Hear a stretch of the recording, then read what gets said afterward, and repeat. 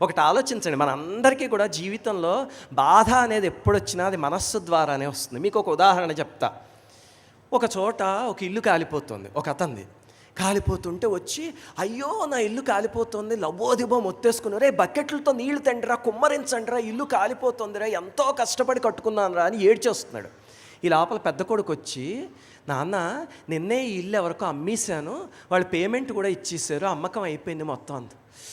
ఓ అయిపోయిందా అని చెప్పి కూర్చున్నాడు హాయిగా. ఇంకా బాధ లేదు, ఆ ఏడుపు లేదు, ఆ టెన్షన్ లేదు.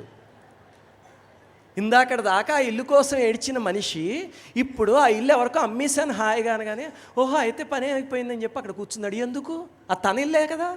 అంటే ఇందాకడికి ఇప్పటికీ తేడా ఏమిటి? కాలిపోవడం అనేది అదే సంఘటన, కానీ దాంతో అటాచ్మెంట్ ఉంది ఇందాక, ఇప్పుడు లేదు. అందుకని హాయిగా ఉన్నాడు. ఈ లోపల చిన్న కొడుకు వచ్చాడు.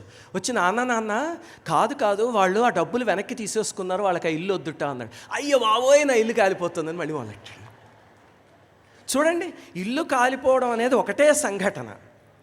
దానికి ఒకసారి తనదే అన్నప్పుడు ఏడ్చాడు, ఒకసారి తనది కాదు అన్నప్పుడు హాయిగా ఉన్నాడు, మళ్ళీ తనదే అన్నప్పుడు ఏడవడం మొదలుపెట్టాడు. ఇదే మన ఏవ మనుష్యాణం కారణం బంధమోక్షయో. ఎప్పుడు బాధ అనేది సంఘటనలో ఉండదు, మనకు ఆ సంఘటన మీద ఉన్న అటాచ్మెంట్తో ఉంటుంది. మీకు తేలిగ్గా అర్థం అవడానికి ఉదాహరణ చెప్తా, చాలా తేలిగ్గా అర్థమవుతుంది. ఉపనిషత్తులు అవన్నీ చెప్తే complex. World cup final match జరిగింది, అందులో ఇండియా ఓడిపోయింది. మీకు ఈ ఎగ్జాంపుల్ చెప్తే తేలిగ్గా అర్థమవుతుందని చెప్తున్నా. ఇండియా ఓడిపోయింది. అందులో ఓడిపోతే అందరం బాధపడ్డాం అంతేనా? ఎందుకు బాధపడ్డాం? ఆ మ్యాచ్ వల్ల మనం బాధపడేటట్టయితే ఆస్ట్రేలియా దేశం అంతా పండగలు చేసుకుంది. మరి ఒకటే మ్యాచ్కి వాళ్ళందరూ ఎందుకు పండగ చేసుకున్నారు, మనందరం ఎందుకు బాధపడ్డాం? అంటే మనం ఇండియాతో అటాచ్ అయ్యి ఉన్నాం, అందుకని మనకి బాధ వేసింది.